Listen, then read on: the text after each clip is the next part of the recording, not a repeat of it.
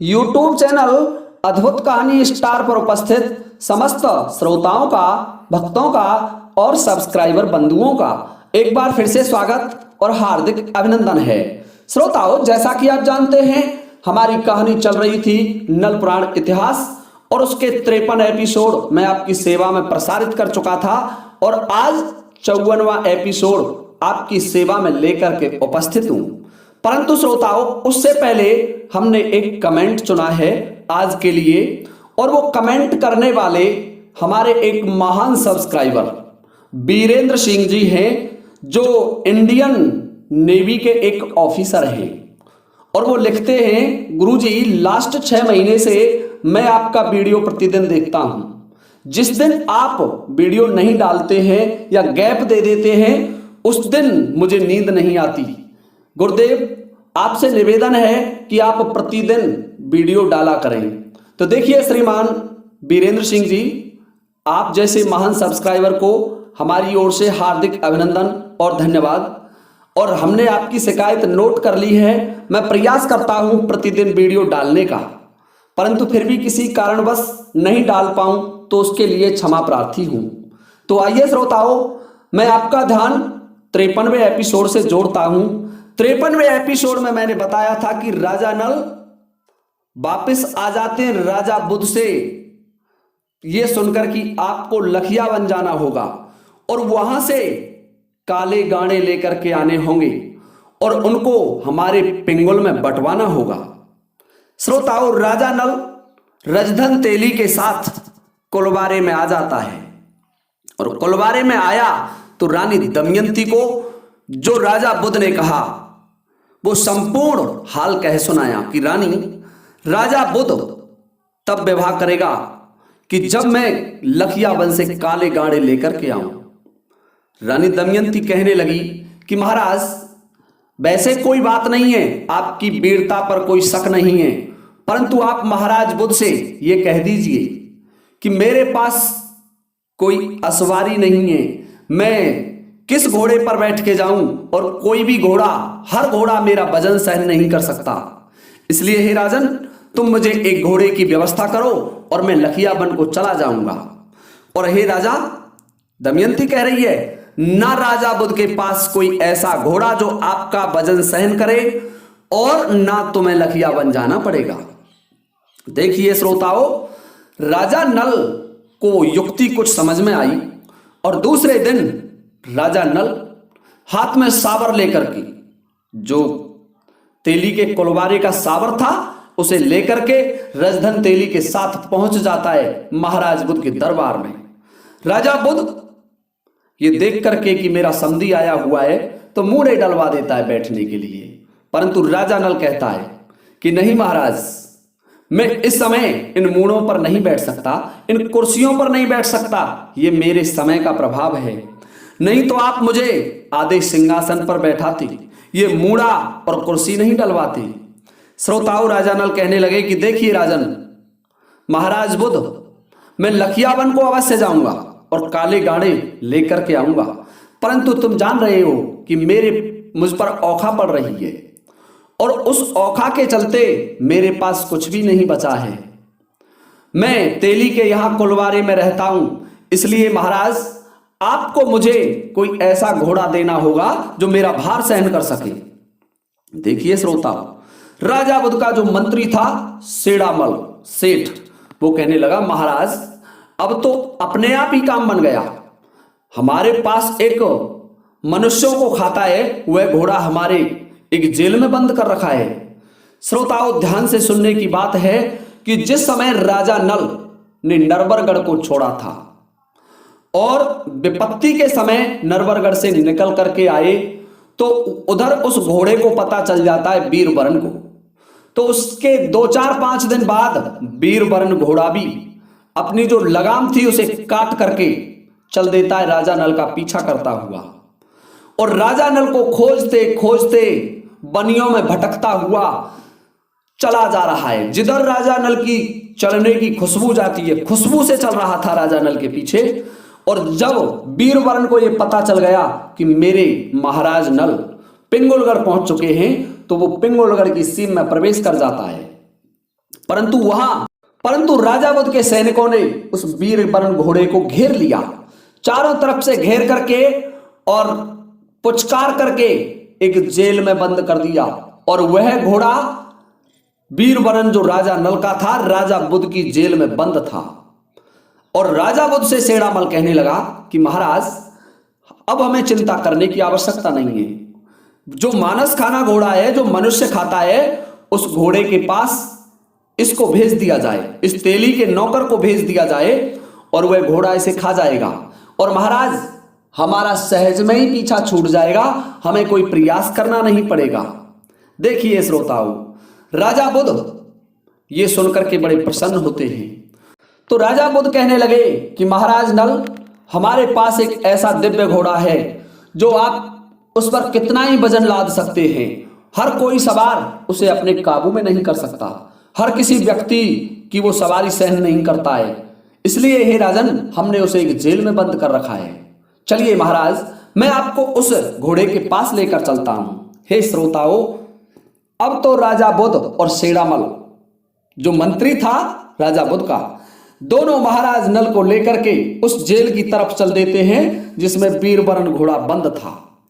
राजा नल को चाबी दे दी गई कि महाराज, आप इस जेल का किवाड़ खोल लीजिए और इसके अंदर घोड़ा बंद है। राजा नल मन में विचार करने लगा, यदि इस तरीके का घोड़ा है तो हो ना हो वास्तविकता में कहीं मेरा वीर वरण घोड़ा मेरा पीछा करता हुआ चला आया हो। हे श्रोताओं, राजा नल ने उस जेल का ताला खोला और राजा नल उस जेल के अंदर प्रवेश कर गया। देखिए श्रोताओं, अब जो उस नगर के लोग थे, राजा की सेना, राजा की प्रजा, वो सब देख रहे थे और कह रहे थे, राजा बुद्ध, आपने बहुत बुरा किया है। किसी परदेशी को मानस खाने घोड़े के पास भेज दिया, वह तो मनुष्य खाता है, मनुष्यों को खाने वाले घोड़े के पास भेज दिया। हे राजन, आपने अच्छा नहीं किया, वह तो मारा जाएगा, वो घोड़ा उसे खा जाएगा। समस्त जनता भीड़ लगी हुई है, देख रही है राजा नल को कि क्या वो जीवित बचेगा या मारा जाएगा। श्रोताओं, राजा नल जब उस जेल के अंदर गया तो देखता है कि उसी का वीर वरण घोड़ा, श्वेत वर्ण का अश्व उस जेल में बंद है। जब घोड़ा ने अपने स्वामी राजा नल को देखा तो घोड़े ने अपनी गर्दन राजा नल के कंधे पर रख दी और कहने लगा, अरे भैया नल, 11 वर्ष हो गए तेरे दर्शन किए, मैं 11 वर्षों से तुझे खोज रहा था, परंतु तू मुझे आज मिला है, तू कहां चला गया था। राजा नल कहने लगा, घोड़ा, तुझे पता है, जब मुझ पर आपत्ति आई, मुझ पर औखा आई, तो मुझे नरवरगढ़ छोड़ना पड़ गया, इसलिए मैं यहां औखा काटने के लिए पिंगुलगढ़ चला आया। घोड़ा कहने लगा, महाराज, तभी मैं आपका पीछा करता हुआ, वन वन भटकता हुआ, कई वर्ष मुझे व्यतीत हो गए वनों में आपको खोजते खोजते, और मैं पिंगुलगढ़ की तरफ चला तो राजा बुद्ध के सैनिकों ने मुझे घेर करके इस जेल में बंद कर दिया। हे श्रोताओं, राजा नल और वीर वरण घोड़े का मिलन होता है।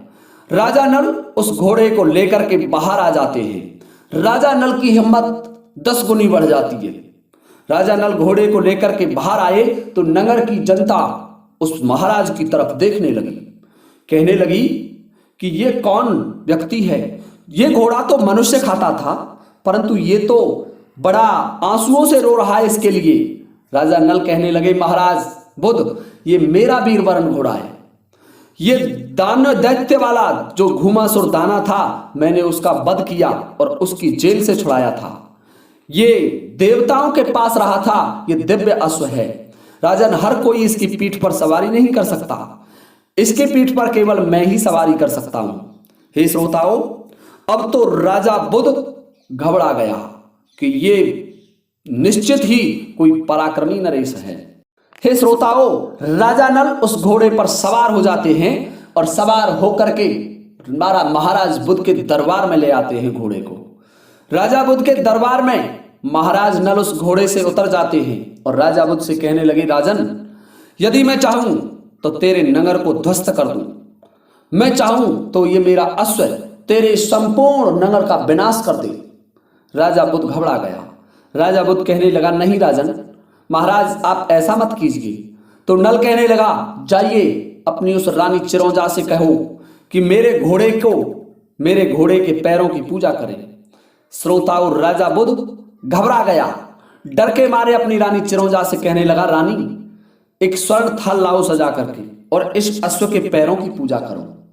श्रोताओं, रानी चिरौंजा महाराज बुद्ध के कहने से डर की वजह से और एक थाल लेकर के आती है, और जो राजा नल का घोड़ा था जिस पर महाराज नल विराजमान हैं, राजा नल का चेहरा घोड़े को देख करके चंद्रमा के समान खिल गया और उस घोड़े के चरणों की पूजा करती है। श्रोताओं देखिए, उधर शेरामल सेठ ताहने मारने लगा कि हे राजन, आप महाराज नल हैं तो आप इंद्रपुरी को क्यों नहीं जाते? महाराज नल, आप देवराज इंद्र के दरबार में जाओ और उनसे समझौता करके आइए। देखिए श्रोताओं, राजा नल ने जब बनिया की ये बात सुनी शेरामल मंत्री की, तो क्या कहने लगा, अरे बनिया मेरे हट जा आगे ते नहीं पैना ते उड़ाए दंगो तेरी नार। अरे इंदर मेरी नजर पर गो खूनन की बहाए दंगो धार। राजा नल कहने लगे, मंत्री मेरे सामने से हट जाओ। जब देवराज इंद्र मेरे नजर आ जाएगा, मेरे सन्मुख आ जाएगा, तो मैं उसे जीता नहीं छोड़ूंगा। मैं क्षत्रिय हूं और मेरा यह धर्म है कि दुश्मन को पराजित करूं। श्रोताओं, राजा नल की वीरता को देख करके राजा बुद्ध और शेरामल मंत्री दोनों डर जाते हैं। राजा नल रजधन तेली को साथ लेकर के कुलवारे में चल देते हैं। आ जाते हैं कुलवारों में घोड़ा पर बैठ करके। अपनी रानी दमयंती को दरवाजे पर बैठा पाया, जिसकी गोदी में 6 महीने का, देखिए श्रोताओं यहां 2 कथाएं प्रचलित हैं, कहीं 6 दिन का राजकुमार बताया है तो कहीं 6 महीने का। तो जितने भी दिन का सही, लेकिन बाल अवस्था में था ढोल कुमार को गोद में लेकर के रानी दमयंती बैठी हुई है। रानी दमयंती ने जब राजा नल के साथ वीरवरण घोड़ा देखा तो दमयंती रोने लग जाती है। घोड़ा कहने लगा, बहन जब से तू आई है और जब से मेरे महाराज पर विपत्तियों का आसमान टूट पड़ा है और तुम दोनों मुझे छोड़ करके न जाने कहां चले आए, मैं तुम्हें खोजते हुए पीछे चला आया और इस दुष्ट राजा ने मुझे कैद में डलवा दिया। हे बहन तू चिंता मत करे, क्योंकि दाने की जो लड़की थी गजमोतनी, उसका भाई था घोड़ा और दमयंती उसकी सौत थी, इसलिए दमयंती भी उसकी बहन हो गई। और दमयंती से कहने लगा, बहन तू चिंता मत करे, अब मैं मेरे महाराज के साथ हूं और अब तो देवराज इंद्र और स्वयं यमराज भी हमारे सामने होगा तो वो जीता नहीं बचेगा। श्रोताओं, अब तो दमयंती एक थाली लेकर के आती है। तेली का घर था, सोने का थाल तो कहां से आया, एक थाली लेकर के आई। थाली में दीपक जलाया, रोली, चंदन, चावल रखे और घोड़े के चरणों की पूजा की और राजा नल की बाह की पूजा की। श्रोताओं, राजा नल की बाह की पूजा करके और रानी दमयंती राजा नल को भेज देती है लखियावन के लिए, कारे गाड़े लाने के लिए। श्रोताओं, उस समय रानी दमयंती के पास 6 महीने का राजकुमार था। श्रोताओं, राजा नल का घोड़ा आसमान में उड़ जाता है और घोड़ा चला जा रहा है जैसे मानो कोई कबूतर आसमान में कला खा रहा हो। वो तो राजा नल का ही तो घोड़ा था। राजा नल और घोड़ा जब दोनों एक साथ मिल गए तो फिर तो संसार को जीत सकता था राजा नल। श्रोताओं, राजा नल ने 1 घंटे में ही बैत नदी के तट पर आकर के विश्राम लिया, वहां घोड़ा उतार दिया और राजा नल उतर जाता है।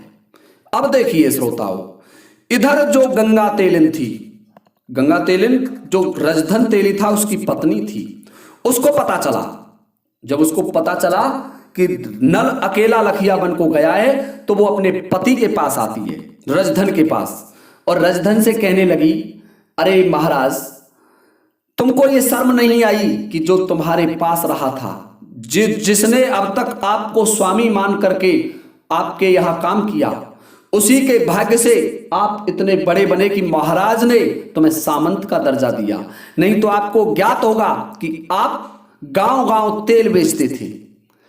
हे महाराज, आपने ऐसे राजा नल को कैसे जाने दिया अकेला? यदि तुम्हारी आंखों में शर्म है तो तुम सेना सजाइए और महाराज नल के साथ लखिया वन को जाओ। श्रोताओं, गंगा तेलिन की बात रजधन तेली के खटक जाती है। रजधन तेली ने अपनी सेना को आदेश दे दिया, अपने कुटुंब को आदेश दे दिया कि तेलियों की फौज तैयार हो जाए। श्रोताओं, 500 तेलियों की फौज तैयार हो गई और तेलियों ने अलग ड्रेस पहन ली, एक ही वेशभूषा में, और तेली सज धज करके अपने अपने घोड़ाओं पर सवार होकर के रजधन तेली के साथ चल देते हैं लखिया वन के लिए। श्रोताओं, राजा नल उधर आराम कर रहा है एक वृक्ष के नीचे, और तब तक बैंत नदी ज्यादा दूर नहीं थी। रजधन तेली की फौज पीछे से चली आ रही है। जब ये घोड़ा ने देखा, बीरबरन ने देखा, तो राजा नल से कहने लगा कि महाराज, तुम चले तो जा रहे हो, लेकिन पीछे की तरफ देखो, ये तुम्हारे पीछे किसकी फौज चली आ रही है? क्या कारण है? इतनी सेना क्यों आ रही है? श्रोताओं, जब राजा नल ने देखा तो घोड़ाओं की हिनहिनाट और फौजियों की तलवारें चमक रही थी, सेना की तलवारें चमक रही थी, क्योंकि तेलियों की फौज महाराज का साथ देने के लिए चली आ रही थी। हे श्रोताओं, जब कुछ नजदीक आ गया रजधन तेली, तो राजा नल ने देखा कि ये तो उसी का मालिक रजधन तेली अपनी सेना के साथ यहां आया हुआ है। श्रोताओं, राजा नल ने रजधन तेली से कहा कि मालिक, आप कहां जा रहे हैं? कि अरे नल, अरे भैया, तेने मेरे साथ इतना विश्वासघात क्यों किया? नल कहने लगा कि मैंने क्या किया है कि तू अकेला लखिया वन को जा रहा है, जबकि मेरे पास 500 योद्धाओं की फौज है। मैं तुम्हारे साथ लखिया वन को चलूंगा। राजा नल कहने लगा, अरे मालिक, क्या तुम्हारा दिमाग सही है? तुम पागल तो नहीं हो गए? लखिया वन की तुम्हें पता है, वहां दाने मिलेंगे और एक एक दाने की आंखों को देख करके ही तुम्हारी ये फौज है वो डर के मारे मर जाएगी। तुम लखिया वन में प्रवेश भी नहीं कर सकते। रजधन कहने लगा कि नहीं महाराज, चाहे हम बेशक मर जाएं, लेकिन तुम्हारे साथ लखिया वन को चलेंगे। नल ने रजधन को समझाया कि दे भैया रजधन, तू यही बैंत नदी पर मेरा इंतजार कर, मैं कारे गाड़े अवश्य लेकर के आऊंगा, काले गन्ने लेकर के आऊंगा, तू यहीं रहे। यदि तुम लखिया वन में प्रवेश करोगे तो दाने तुम्हें खा जाएंगे। मैं तुम्हें बचाऊंगा या दानों से युद्ध करूंगा। हे रजधन, तुम्हें यहीं बैठ करके मेरे आने की प्रतीक्षा करनी होगी। श्रोताओं, राजा नल ने वहीं रजधन तेली की फौज को छोड़ दिया और राजा नल ने फिर अपने घोड़े को उड़ा दिया आकाश में। घोड़ा उड़ गया अंतरिक्ष की गहराइयों में, चला जा रहा है। हे श्रोताओं, अब राजा नल का घोड़ा 3 घंटे का सफर करने के बाद एक भीलों का नगर था। राजा नल को प्यास लग जाती है। राजा नल को बहुत तेज प्यास लगने लगी तो घोड़ा से कहने लगा कि बीरबरन, इस गांव में मैं पानी पीऊंगा। और पानी पीने के लिए बीरबरन घोड़े को नीचे उतार दिया। श्रोताओं, वह भीलों का गांव था। वहां एक से बढ़कर एक लुटेरे थे। वहां के मनुष्य, वहां की लड़कियां और वहां की औरतें सभी लूट करने में बड़ी सक्षम थी।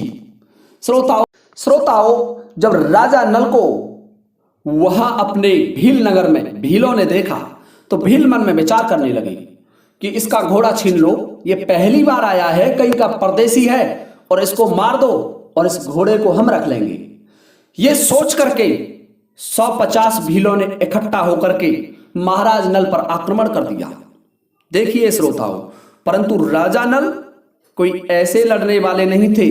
राजा नल ने भीलों को ललकारा और भीलों से कहा कि भीलों, तुम नहीं जानते, मेरे हाथों से मारे जाओगे। श्रोताओं, राजा नल ने थोड़ी सी देर में उन भीलों को भगा दिया। जब भील युद्ध भूमि को छोड़ करके भाग गए तो भीलों ने जाकर के अपनी औरतों से और लड़कियों से कहा। तो उनमें एक महाठगनी नामक भीलों की लड़की थी। वह लड़की चलती है, परम सुंदर थी। शायद उसके समान सुंदर स्त्री उस संसार में उस समय दमयंती रानी भी नहीं थी। इतनी सुंदर एक भीलों की लड़की और ठग विद्या में बड़ी निपुण थी।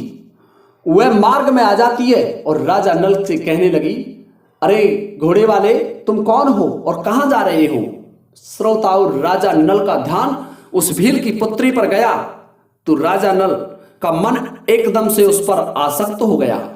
यह राजाओं की सबसे बड़ी कमी होती थी। श्रोताओं, अब तो वो लड़की महाराज नल से कहने लगी कि आप कौन हैं और कहां जा रहे हैं? आपके आगमन का कारण क्या है? आप तो हमें स्वयं भगवान जैसे दिखाई दे रहे हैं। आप तो हमें ऐसे लगते हैं कि कोई इंद्रलोक से आए हों। श्रोताओं, राजा नल उस लड़की की बातों में फिसल जाते हैं, बहल जाते हैं, उस लड़की की बातों में आ जाते हैं और उस लड़की से कहने लगे कि देखिए, मैं एक परदेसी हूं और मैं लखिया बन जा रहा हूं, परंतु मुझे प्यास लगी हुई है, क्या तुम मुझे पानी पिलाओगी? तो वो लड़की कहने लगी, अवश्य महाराज, आप मेरे साथ आइए, मैं आपको जल जरूर पिलाऊंगी और आपको भोजन भी कराऊंगी। अब देखो श्रोताओं, घोड़ा कहने लगा, अरे नल, तू क्या कर रहा है? तू गलत रास्ते पर चल गया और हो सकता है तेरे साथ धोखा हो जाए। देखिए श्रोताओं, राजा नल कहने लगे कि घोड़े, ऐसी कोई बात नहीं है, इन भीलों से तो मैं जीता नहीं जा सकता, मैं इन सबको पराजित कर सकता हूं, परंतु मुझे बहुत तेज प्यास लगी हुई है। घोड़ा कहने लगा, प्यास नहीं लगी हुई है महाराज, आप इस लड़की के जाल में फंसते जा रहे हैं। ये भील की पुत्री बड़ी सुंदर है और तुम इस पर आसक्त होते हुए दिखाई दे रहे हैं। नल कहने लगा, अरे घोड़ा, ऐसी कोई बात नहीं है, यदि ऐसी बात होगी तो हम उड़ चलेंगे, क्या दिक्कत है? उड़ना तो तू जानता है, जल थल गगन तीनों में समान गति से चल सकता है। श्रोताओं, नल घोड़े को वही दरवाजे पर छोड़ देता है और उस भीलों की परम सुंदरी लड़की के साथ उस महल में प्रवेश कर जाता है। उस लड़की ने, वो लड़की महाठग थी, तो उसने एक 80 फुट गहरी एक भक्सी खुदवा रखी थी, एक कुआं खुदवा रखा था और उस कुआं पर एक कच्चे सूत की अड़िया से बना हुआ 5 रंग का एक पलंग बिछा रखा था और उस पलंग पर बिछैया कर रखा था। हे श्रोताओं, उस लड़की ने महाराज नल को उस पलंग पर ले जाकर के बैठा दिया। अब देखिए होनहार की बात, और जैसे ही राजा नल उस पलंग पर बैठे और वो कच्चे सूत की अड़िया टूट गई और कच्चे सूत की अड़िया टूटी तो राजा नल एकदम से भक्सी में चले जाते हैं। नीचे गिर गया महाराज नल, 80 फुट नीचे भक्सी में पड़ा हुआ है और मन में विचार कर रहा है कि अब क्या होगा। मेरी रानी दमयंती वह सोवर में पड़ी हुई है, 6 महीने का राजकुमार है उसके, और मेरा घोड़ा वीरवरन भीलों की नगरी में है। भील उस घोड़े को पकड़ने की कोशिश अवश्य करेंगे और मैं इस भक्सी में पड़ा हुआ हूं। देखिए श्रोताओं, राजा नल पर जहां शनिदेव का मौका लगता था वहीं आक्रमण करने से नहीं चूकता था, क्योंकि शनिदेव तो राजा नल को परेशान करने के लिए ही आया था। हे श्रोताओं, राजा नल भक्सी में पड़ा हुआ गहरे विचार में है। राजा नल भक्सी में पड़ा हुआ है और वो भीलों की लड़की नल की सोच रही है कि मैं इसे अभी नहीं निकालूंगी, 2-4 दिन इस भक्सी में ही रखूंगी और जब ये मेरे साथ विवाह करने के लिए राजी हो जाएगा तब मैं इसे भक्सी से निकाल लूंगी और मेरे साथ इसका विवाह कर लूंगी। हे श्रोताओं, राजा नल भक्सी में डला हुआ है और ये वीडियो अब यहां से आगे का जो भाग है वो कल के वीडियो में आपकी सेवा में लेकर के मैं फिर उपस्थित हो जाऊंगा। तब तक के लिए श्रोताओं, आप सभी से लेता हूं इस वीडियो को विराम देने की अनुमति। इसी के साथ जय हिंद, जय भारत।